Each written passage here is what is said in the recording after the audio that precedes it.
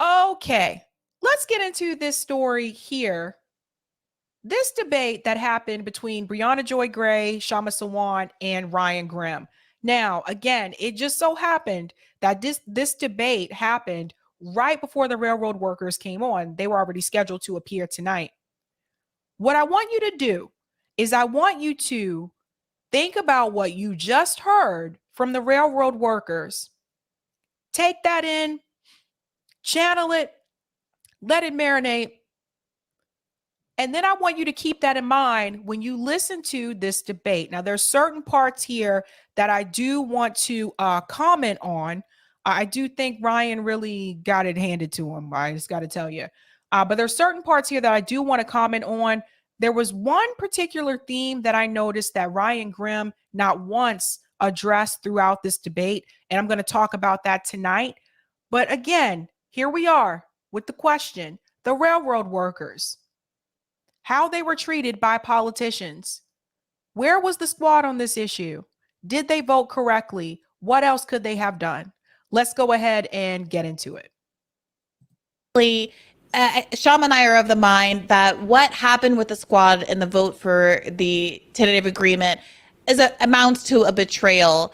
I seen you take a different position on Twitter, at least, saying that there basically was a strategic choice that was backed by at least some members of some unions, perhaps union leadership, who knows, that actually wanted the squad to go ahead and take this vote to have a shot at the sick leave bill passing.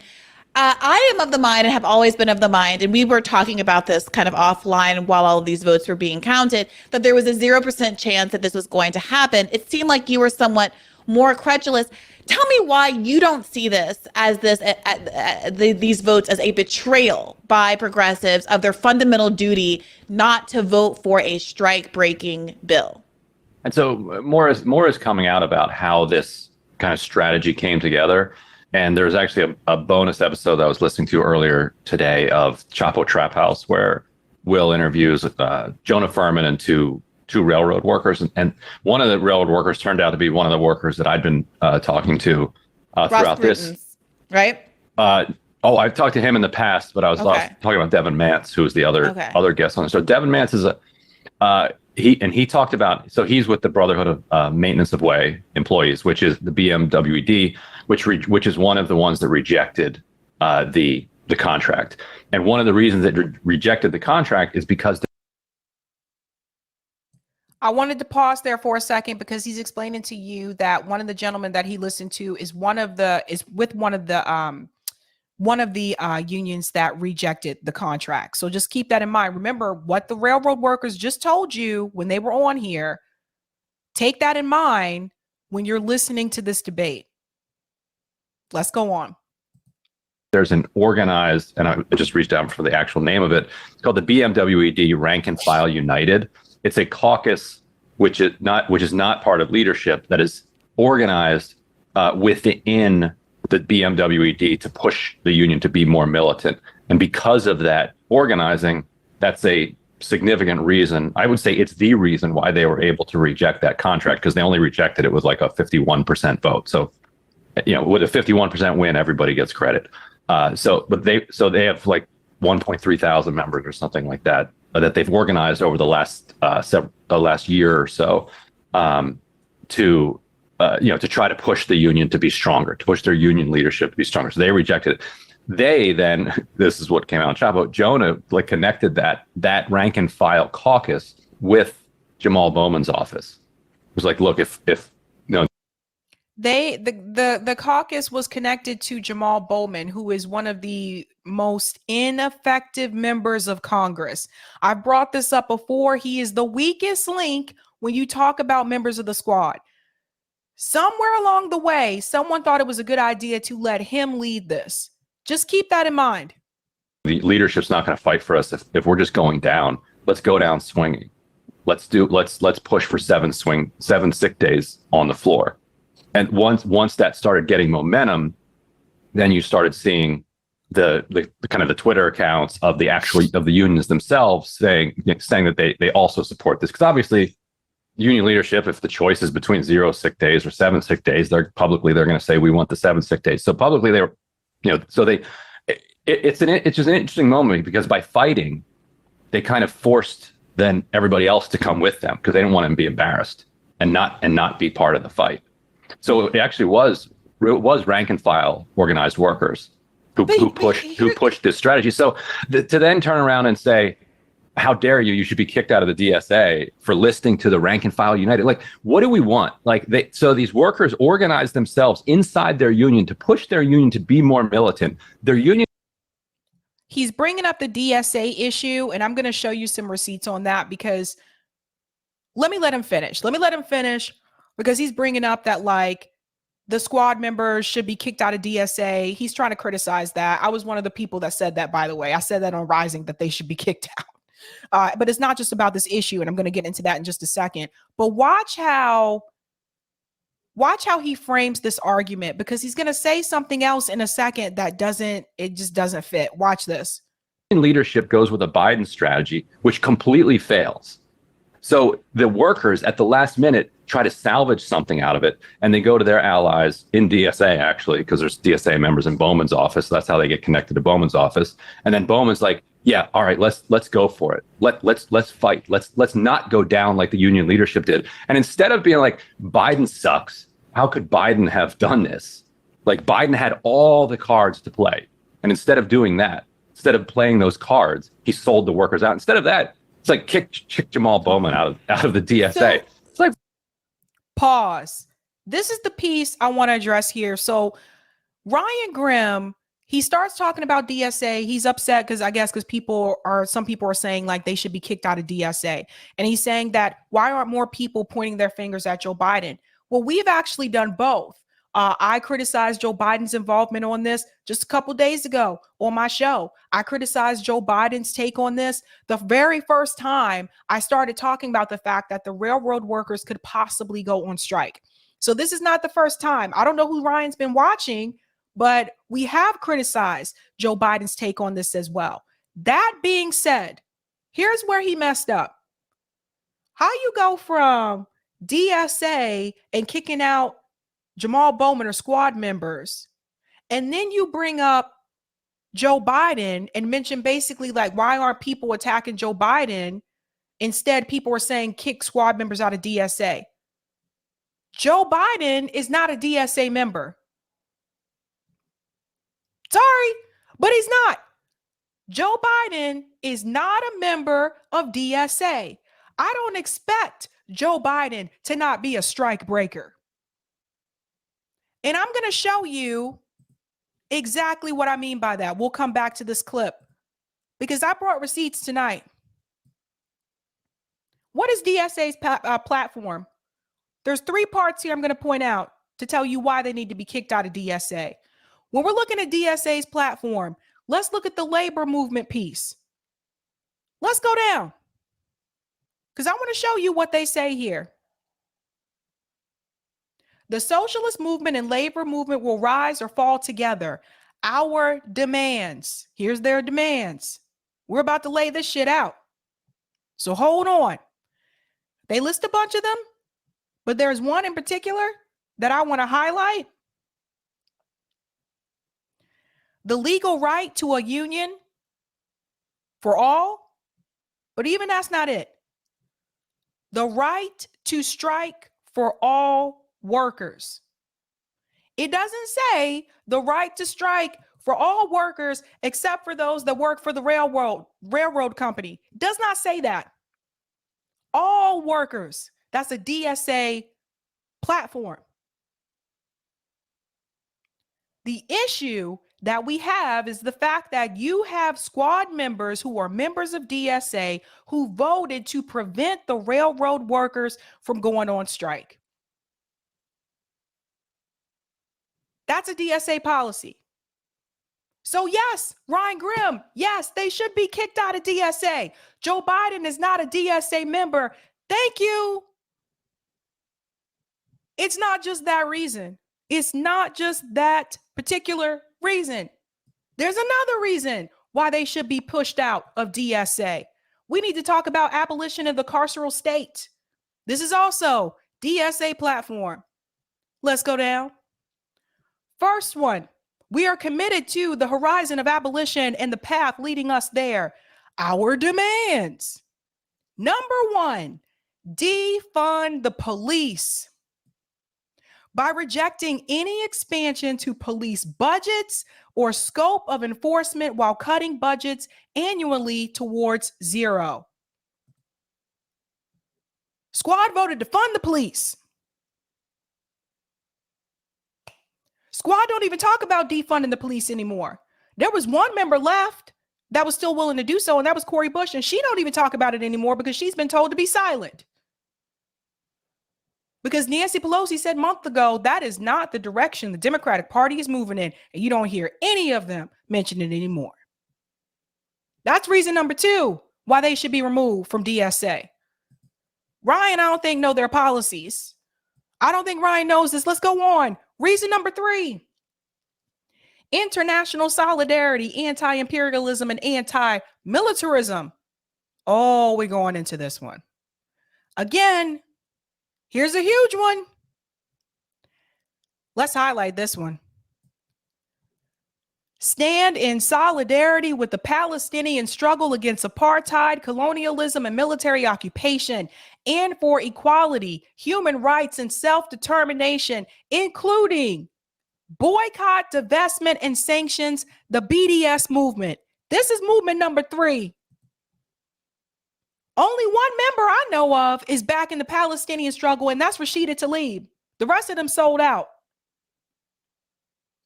The rest of them voting for the Iron Dome. Isn't that one of the reasons why they were trying to get Jamal Bowman out? So Ryan, it is not just about them being strike breakers. It's about other policies that they have chose to fold on that are a part of that DSA platform. Here's another one just for shits and giggles. Build an anti-war movement that opposes U.S. intervention, including sanctions.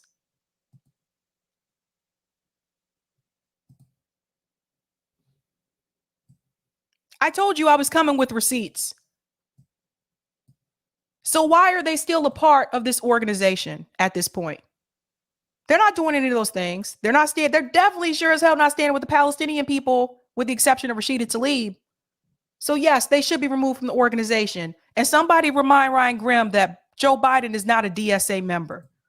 What? Okay, which is fine. I have no opinion on whether or not you should start a third party, whether or not Bowman should be kicked out of the DSA. Okay, I just feel like about something so important. Because it's not okay. My own opinion, yes, said, that's silly. That's my own question. opinion, but it's not my role to have an opinion on. Is what I mean. Yeah. So Ryan thinks it's silly to remove politicians from an organization that has these principles that they are not following and they're not upholding. I think it's silly to keep them in that organization if they're not upholding those principles. But that's Ryan Grimm. That's Ryan Grimm running cover for the progressives once again. But that's very dishonest because you have no shortage of opinions. You are not shy of giving opinions. Okay, I think it's silly. I will admit it. I will admit it. Yes. You've also defended the Democrats. But when it comes to actually fighting for the interests of workers, then you say you don't have an opinion. But okay. Fighting for they thought they were literally the workers. They're literally the workers. Well, let me ask you this, Ryan. Go ahead, Kshama. Sorry, go ahead. No, go ahead. It's fine. Well, what Kshama was saying earlier was, and you said this yourself, Ryan, that there is one union, and in fact, a subset of this union that's been fighting for it to be more radical. A subset that represents, you said, about 1,200, 1,500 rail workers out of over 100,000 rail workers that exist. I think there's like 30,000 in the BMWED. Okay, yeah. That push for this strategy with Jamal Bowman in particular. And a point that Kshama was making before you logged on was that there are a ton, many more rank and file that are not being represented by these decisions. Maybe they are for it, maybe they are for against it. And a point that you've made to me as we've been having some of these sideline conversations is how difficult it is to poll people in the short term as these kinds of things are happening. But what we know for a fact is that the unions as a whole 4 out of the 12 unions, representing a majority of the total number of rail workers, 55% if I'm recalling correctly, voted down the very TA that ultimately got passed. And if it is the case, which of course it is, that the sick leave was going to be coupled with the TA regardless of if the progressives voted for it, because that was the only way it could get out of the House, per Pramila Jayapal's apparently genius wrangling, then what purpose does it serve strategically one way or another for squad members to be voting for that TA and sick leave package? The sick leave was getting to the Senate regardless of what squad members did, which is potentially why at least one squad member, Rashida Tlaib, did not vote for it. Yeah, that was like a better vote for the people who were angry about the vote on the TA. So, some other squad members could have done that if they want. Obviously, Bowman couldn't because he's the one that is pushing the strategy. Like, so these workers in this independent organized caucus plus the other unions are asking them to vote yes. Should they have voted no yes? If they could still get everything through and do the no yes and still get the 7-day sick day and then do a performative like show I'm against this thing, I'm against this without the sick days. Sure, if they could try to figure that out, sure. Like, but Ryan, we find a single worker who puts that in the like top 20 priority. But Ryan, level. we know this already. We know. I'm sorry. Am I completely going crazy? We know that the TA and the whole point of Pramila Jayapal's wrangling was that the TA and the sick days could not leave the House independently. They were going to leave together. And they had the vote for the TA. This is the progressives' whole point, is that they had the vote for the TA anyway, so I might as well have voted for the sick days. But you can flip that. You can say they had the vote for the sick days anyway, so why would I have voted for the TA? Exactly. And every argument could have been made about why it's horrible for the Senate not to have been able to pass the sick days, and how progressive, at the same time that progressives actually demonstrated through their votes and their commitments and their articulated disagreements with the Biden administration strategy, that Biden was throwing workers under the bus. However, by voting for Biden's strategy, it neutered their ability to do so, did it not? I mean, Tlaib, no. So look, if they had done what you said, like vote no and then they vote yes, wouldn't their critics be saying, oh, that was just a performative no vote, and they still voted for the sick leave, which then is a fig leaf that covers this thing, that then allows it to get over the Senate, which then and then the Senate takes it out. No, so, nobody's saying that about. No, I'm sorry. Go ahead. I'm sorry, Briahna. This is a complete straw man argument that has no basis in reality. If socialists and progressive had voted only for a bill with paid sick leave, who in their right mind, who's on the side of the railroad workers, would be blaming them for that? This is complete nonsense. Right. And it's really just a way to, again, wait a minute. Away from. Another thing I want to add in here too is, because I know he brings this up as well, is the fact that, well, they already had enough votes for the contract to pass, which was actually going to prevent them from being able to go on strike, right? He's like, oh, that passed with like 80 votes. They already had enough votes for that anyway, so it wouldn't have mattered if they voted against it or not. Yes, it would have, because again, I think, I'll say this a little bit later, it still would have mattered, because that would have meant that they were doing their job as progressives in the House, which is to not be a strike breaker. So yes, it would have mattered. Bernie Sanders totally understood this. Bernie Sanders did not vote in favor for them to have the contract that would prevent them from having a strike. He did not vote that way. Even Elizabeth Warren didn't vote in favor of it. So let's all remember that. But they couldn't figure this out. You mean to tell me Rashida Tlaib was the only one that had 2 cents to say, wait a minute, that is not what we're supposed to be doing. I am not going to do that. You mean to tell me they couldn't figure that out? If they already had the majority of the votes in the House and it was going to pass anyway, then why the hell would you not vote the other way? And then to have your base, have your progressive base behind you and say, see, look, the squad is doing what they're supposed to do. I don't buy it. From the reality that nobody in their right mind, Ryan, maybe despite being a political analyst, you thought that the Senate, there was any chance of the Senate voting yes on a paid sick leave bill, but as Briahna, you were saying, workers in their right mind understood that there was zero chance of this passing in the Senate. So what they actually did is what's performative, which is where they gave cover to the Biden administration and to the Republicans to break the strike and to sell out the workers. And yes, Biden did betray, and the betrayal began with the Biden administration. There is no question about that. But it is commentators like yourself who will then, at any moment, whoever among the Democratic Party is in the crossfire of workers, justifiably, then those people are going to be protected. So when the fire was against workers, were angry against AOC and Jayapal, then suddenly AOC starts tweeting, and then you all start defending her by saying, oh well, the unions wanted it. But as I was clarifying before you came, it wasn't union rank and file, and I don't know which rank and file you spoke to, but it is just complete nonsense to say that railroad workers who are just struggling for their basic survival were somehow going to be accepting this. The reality is, again, we have to keep in mind that ultimately, when it came down to the vote, it was sort of it was a very hollow situation. There was no real strategy out for the workers. So we have to keep bringing it back to the more basic question about what is it really that allows workers to win some victories. It is actually by going on strike and having a fighting strategy. So none of this is going to provide a solution. And we on the left, I'm not talking about people like Ryan Grimm. I mean, those of us who genuinely want to defend working people, we have the obligation to call out both elected officials who have betrayed us and also the labor leaders who have betrayed us, and not play this game of deflection and obfuscation. When the blame is on AOC, they get to say, oh, it's the labor leaders, and when the blame is on the labor leaders, they get to say, oh, it was the Democrats or Biden. They are all together betraying working people. That's right. And I want to bring up a point here as well. They knew this was not going to, the sick leave was not going to pass in the Senate. Let me tell you how I know that they knew, because let's do some math.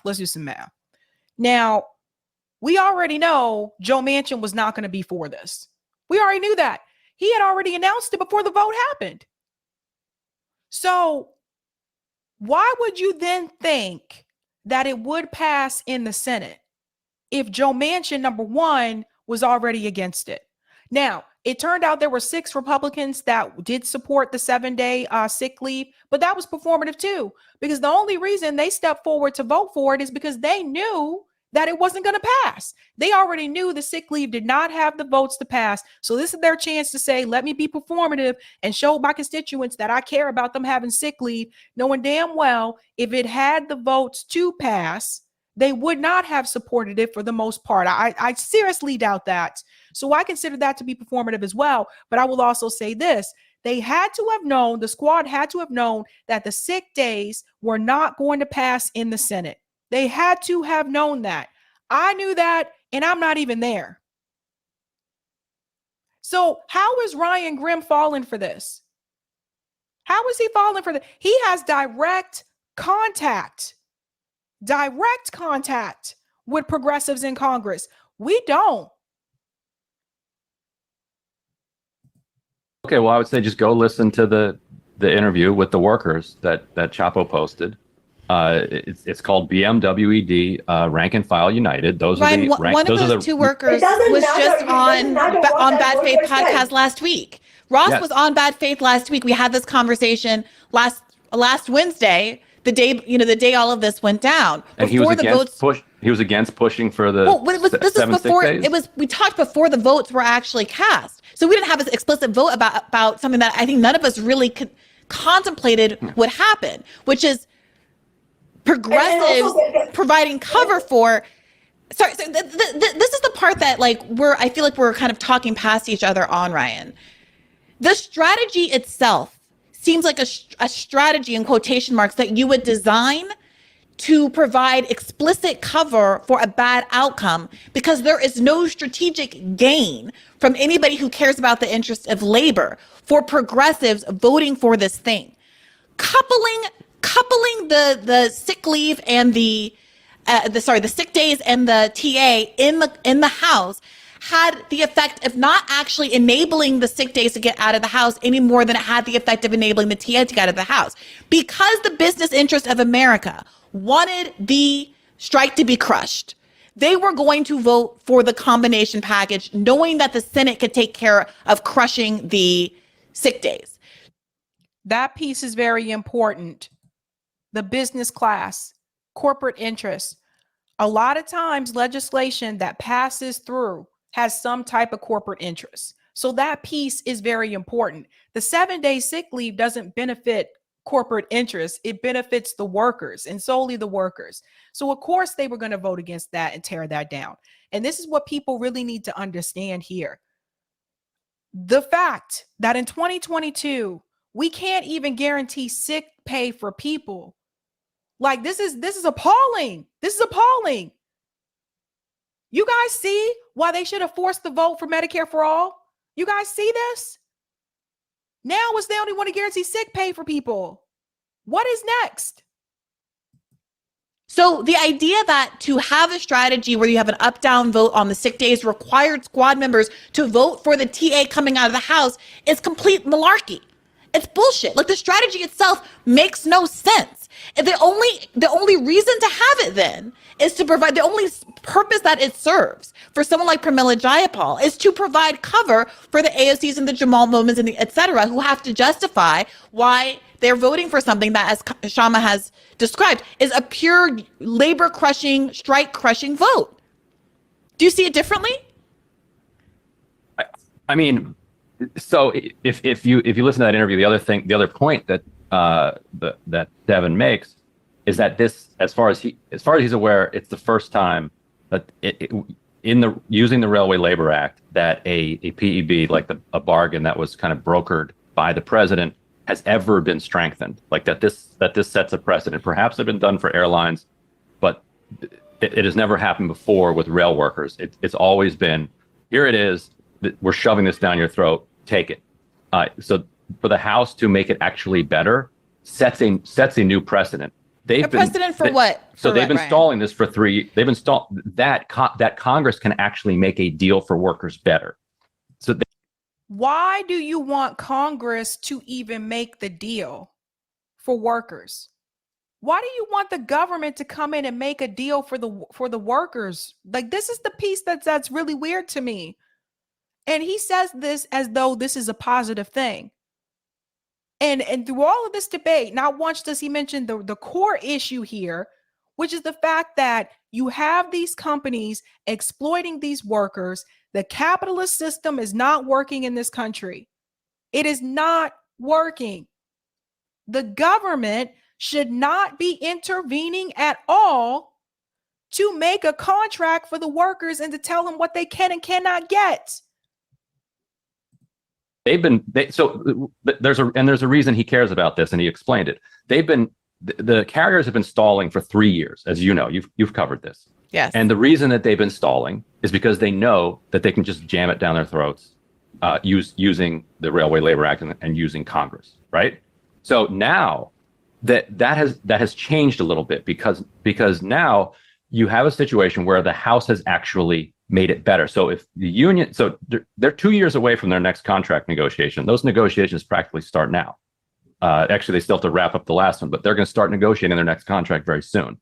Now the carriers know that there is precedent that in the House, with enough public attention, enough organizing, and enough pressure on them, the House might actually make that deal better for workers. See, he don't even guarantee that it's going to be made better. He says might. He says it might be better. People need sick leave now, Ryan. People need sick pay today, not 2 years from now, and maybe and mights. You guys just listened to the railroad workers were just on here. You heard what Matt said. His wife got sick.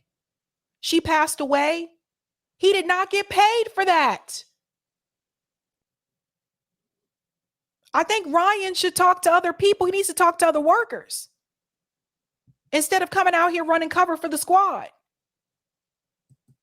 So now the carriers can't just sit there and say, no, we're not going to negotiate at all. We're not going to bargain with you at all. You're just going to take what you can get. And so 2 years from now, and that's what organizing is about. Is like Ryan, how building. good might the deal have been if Congress were not empowered to crush the strike the strike power that gives labor their entire leverage? What kind of bill would we be discussing if we didn't have Congress empowered by the Railroad Labor Act to swoop in and negotiate on behalf of business? Oh, it would probably be a lot better. But okay, it got 80. But it got 80 votes in the Senate and right. 290 in the House. So like now, we don't live in that world. But now, Ryan, we don't live in that world. I gotta say something here, because he said the same thing when he was on RBM. We don't live in that world. I think this is like his phrase or something, his thing. We don't live in that world. That isn't the world that we live in. We know that though, Ryan. But the point of the progressive movement and the progressives in Congress, the point of the movement was to change the world that we do live in, was to change that world, was to reform that world. That is not happening because they are going along with corporate Democrats. Do you see what I'm saying?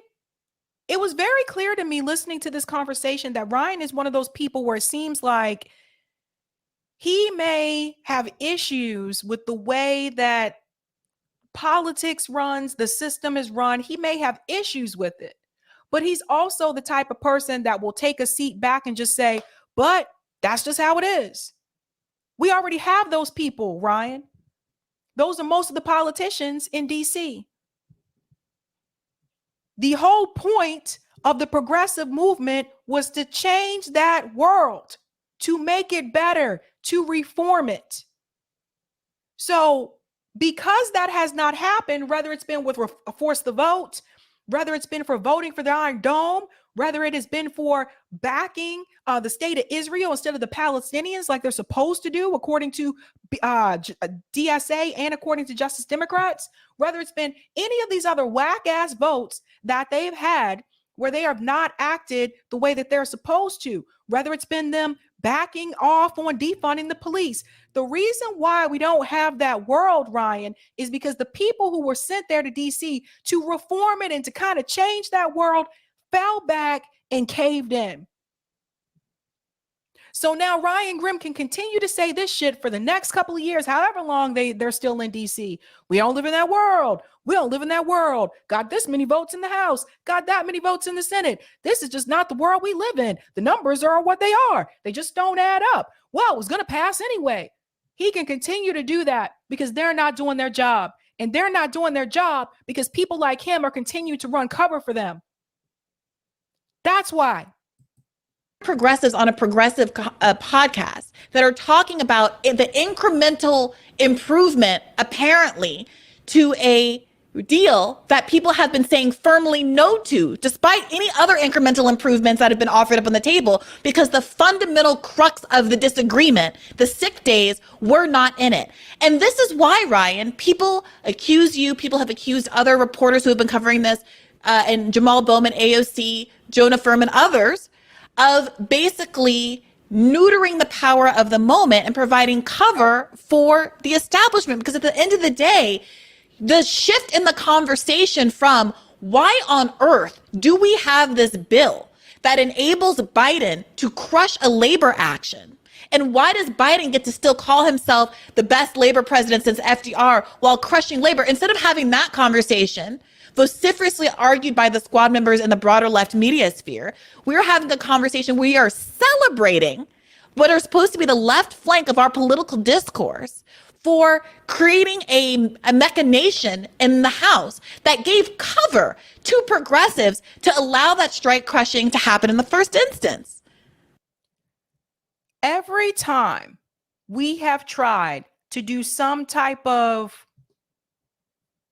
worker-led direct action, pressure from the outside movement, or put pressure on them, Ryan Grimm has come in to run cover for them and shut the shit down. Let's go back to Force the Vote. He was wrong about that. He was wrong.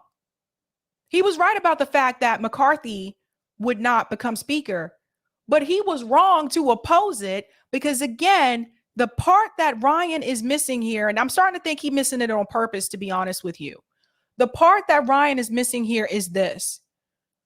You have to ask yourself, what was Justice Democrats' assignment? What was the task that they were given when they went to DC? The assignment was to disrupt the Democratic Party, to implement a hostile takeover of the Democratic Party. That was the assignment. That was the task. So when Ryan Grimm comes in and runs cover and says, well, they didn't have enough votes. Same thing with force the vote. Well, they don't have enough votes to bring Medicare for All bill to the floor, so it's not going to pass anyway. Ryan is ignoring the fact that they are not doing the assignment that they were given to do. And the assignment that they were given to do was to disrupt, was to take over the Democratic Party. He doesn't acknowledge that. He doesn't acknowledge that they were not supposed to be just like the average Democrat politician going to DC. They were supposed to be different. He doesn't acknowledge that they signed a pledge when they joined Justice Democrats, saying that they would do these things. So every time Ryan comes in and runs cover for them, it gives them more padding. They're protected more. And that actually hinders their involvement. And the more you hinder their involvement, the less they're going to feel like they actually have to do anything. Because of people like Ryan Grimm. It's not just him, there's others too. But because of people like Ryan Grimm. So Ryan, you can come to me with numbers. You can come to me with this many votes, that many people. You can come to me with all these different conversations that you've had with members of Congress all day long, all you want to. But if you continue to ignore the fact, the mission that they were given to do when they went into DC, I see you nothing more than someone who definitely is not an ally, but someone whose sole purpose now is to provide cover for the squad, to protect them and to shield them from any type of criticism. And the moment people criticize them on Twitter, here you come, bam. Well, actually, they did this, and this. Every time. Did it with Force the Vote. He's doing it with this here.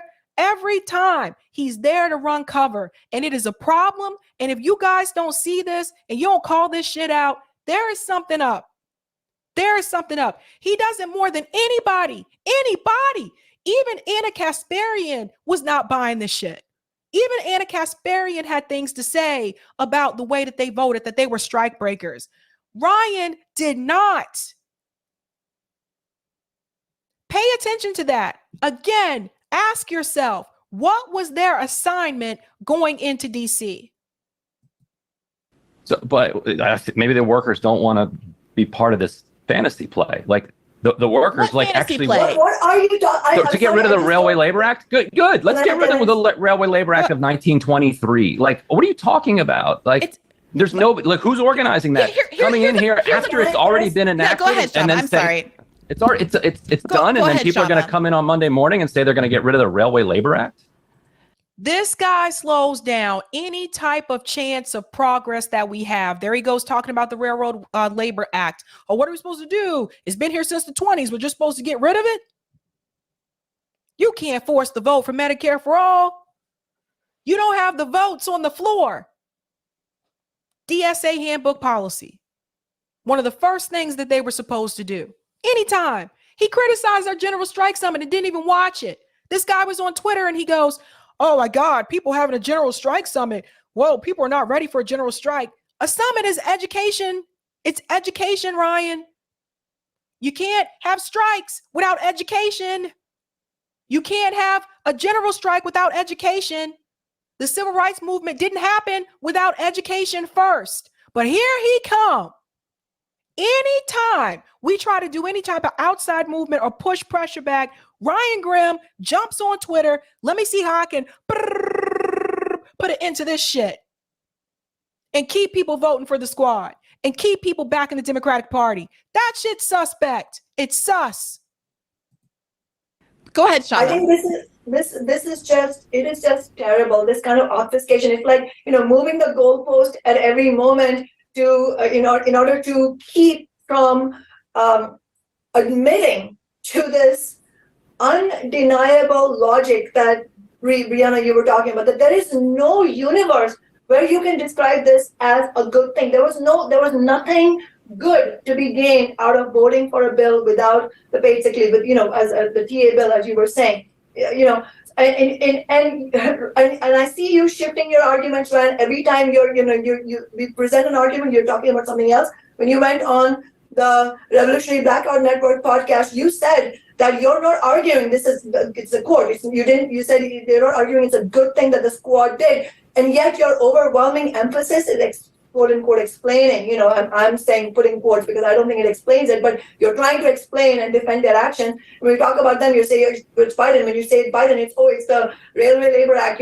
So it doesn't matter what we say. You are going to your goal is to defend the status quo, and I have to say, more than anything else, it is just rotten to hide behind what some supposed workers said in some podcast, and probably very likely said it in a desperation of not having had a way out, with both their union leaders having failed to organize a strike action and build for mass solidarity nationwide, and with both the Democrats and Republicans selling them out. Yeah, so in that moment of desperation, maybe a worker said that. I don't need to watch that podcast to know which side I am on. I don't need a memo from union rank and file to know which side of a strike breaker bill to be on. Bernie Sanders didn't need a memo. He knew what was the right thing to do.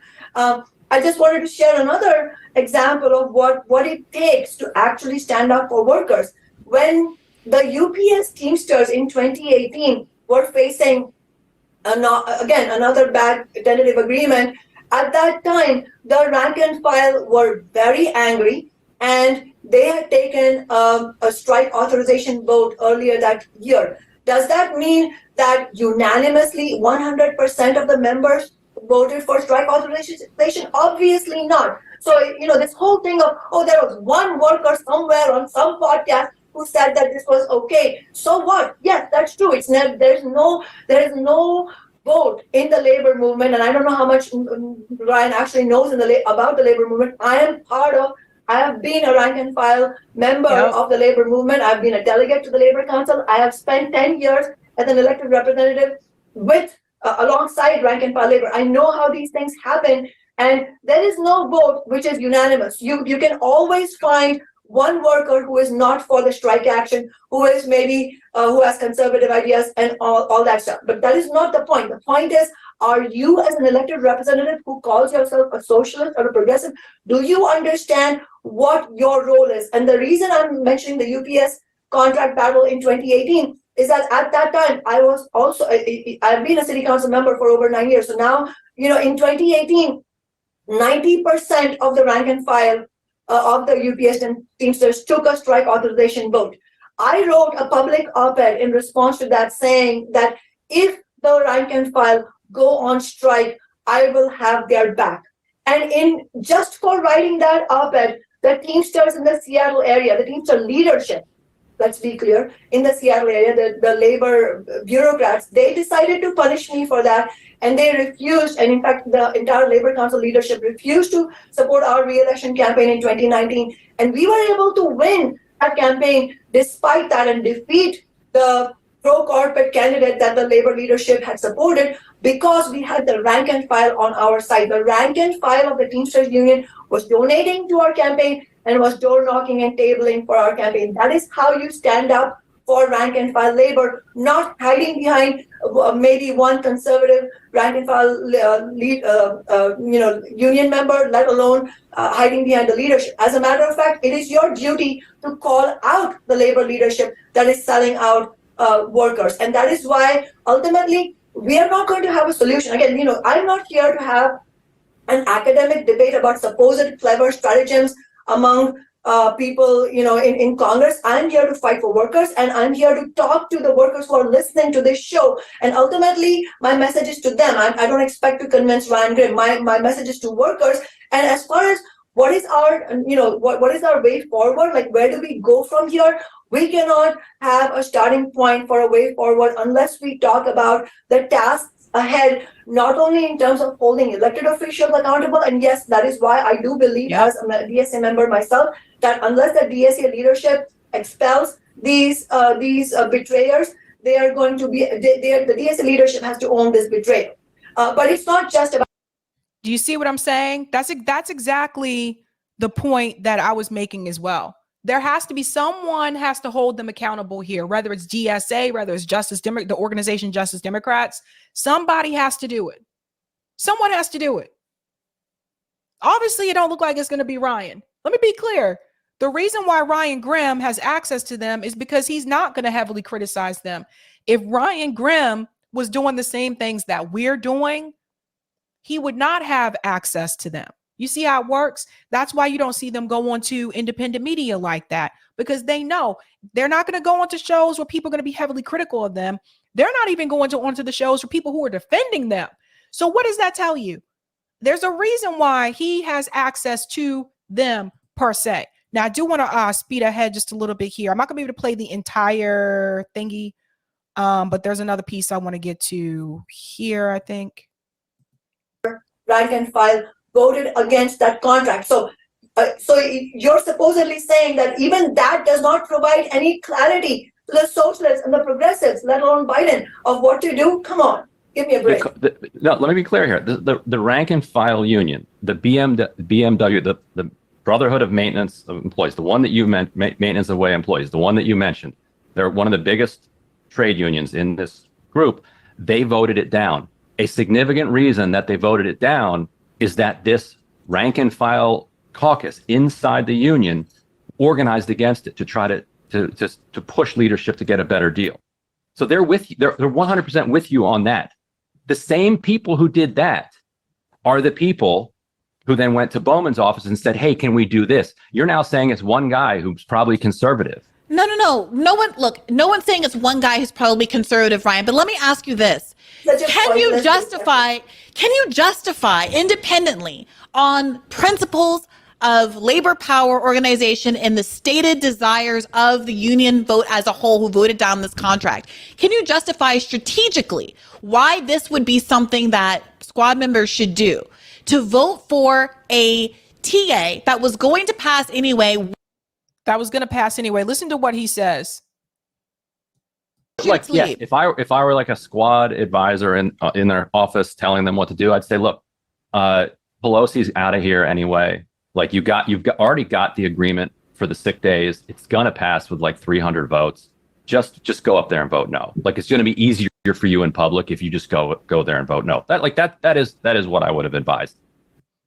But they don't need someone to even advise them to do that, because if they're following the DSA handbook, which they're members of, and if they are following the Justice Democrat principles, which I've laid out on the show multiple times, they already know what to do. They know they're not supposed to break strikes. They know they're not supposed to be going against, they're not supposed to be going against defunding the police. They know they're not supposed to back the state of Israel. They're supposed to back the Palestinian-led movement. They know all of these things, Ryan. Why do they need you or someone else to come in and advise them on what to do? This, again, we have to go back to this question here. What was their assignment going into DC? And are they fulfilling that? No, they are not. I don't have time to play the entire thingy, but there's one more piece I think we get to later on. Yeah. I think it was before right here. I think. Crushing defeat for labor? And that's so destructive. That's so toxic. You're asking me what the a 5-year-old will understand what counts as leverage and what does not. This was a strike-breaking vote. As Briahna said, it was a soul-crushing vote. But more than that, it was worse than that, actually. That's bad enough, but it was worse than that. It didn't help, and it is one of the things that is helping create an opening for dangerous far-right ideas. It's turning people, this is the sort of betrayal that turns people, genuine, good working class people, young people away from politics. Because when you have a historic betrayal like this, then ordinary people get turned away from politics, and worse than that, they could become fodder for the right. They might think that, well, this disingenuous and complete con man like Trump could be on their side. That is what happened. That is how Trump won in the first. 100%. That is how we got someone like Donald Trump. And I'm hearing people saying that now. People who are workers that are just like, look, Joe Biden sold out the people, the squad selling out the workers, and you have Joe Biden selling out the workers, the squad selling out the workers, the Democratic Party selling out the workers. I noticed the Republicans seem to be more on the side of the workers. So some people are going over towards the Republican Party. This is exactly how someone like Trump could win. This is exactly how someone like, believe it or not, someone like Ron DeSantis could win. This is how we get there. We get someone in there like Obama or Joe Biden, and they pretend that they're going to do these things for working class people. They stab the working class people in the back, and then they're surprised when you get some buffoon like Donald Trump who wins. It's not rocket science. It's pretty simple. You stand with the workers. Not hard to figure out. Not hard. Now, there's one more piece here at the very beginning. And I think this was the first time I heard Kshama Sawant use profanity, but you have to see this part here. Let me pop back. It was a I'm sorry, betrayal. what the actual fuck? Are you saying that those of us who are standing up for workers, we have the responsibility? You have the responsibility. Yes, you have to find But a worker, Mariah, one worker. They have to justify why it is that they voted to break a strike, knowing that they literally had zero to gain from it. The workers felt they had something to gain from it. Maybe the workers don't want to be part of this fantasy play. Now, again, the railroad workers were on here tonight. So remember what they said and listen to what he's saying. The workers What fantasy actually play? What are you talking? to get rid of the Railway Labor Act? If socialists and progressive had voted only for a bill with paid sick leave, who in their right mind, who's on the side of the railroad workers, would be blaming them for that? This is complete nonsense. The rank and file organizes inside BMWED.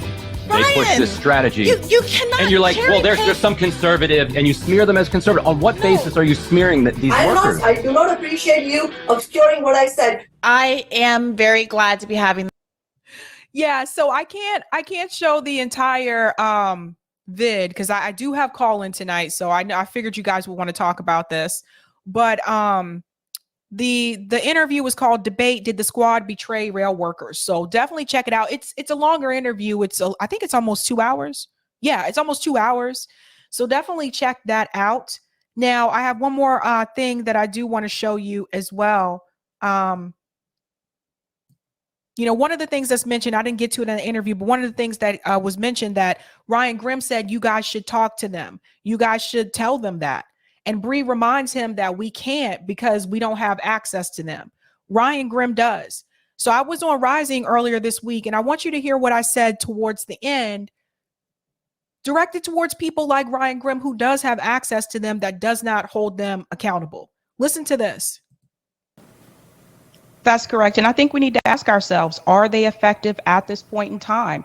Based on what I've seen, they're not effective. And I think the strategy of putting progressives into the Democratic Party, when this was introduced at the time, in theory, it sounds great. But in practice, it has not been working. The problem is now they're in places that are unreachable. We can't reach them anymore. They do not appear on independent media for the most part. So how are we supposed to even talk to them? So that's another problem. They now have this wall in front of them where we cannot reach them. So there's something else has to be done here. There are people that do have direct lines to the progressives in Congress, but most of us do not. And for those people that do, I call on to you as well. You also need to hold them accountable. And I understand that they have to be careful with their criticism because they don't want to lose access to them. But if you're constantly running cover for them, you are not helping the left movement at all.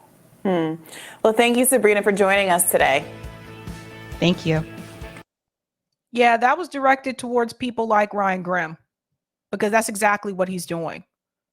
Now let's hear how some of the railroad workers feel about people standing in solidarity with them. There was a railroad worker protest at Grand Central Terminal, and I just want to play a little bit of this the opening part of this speech here.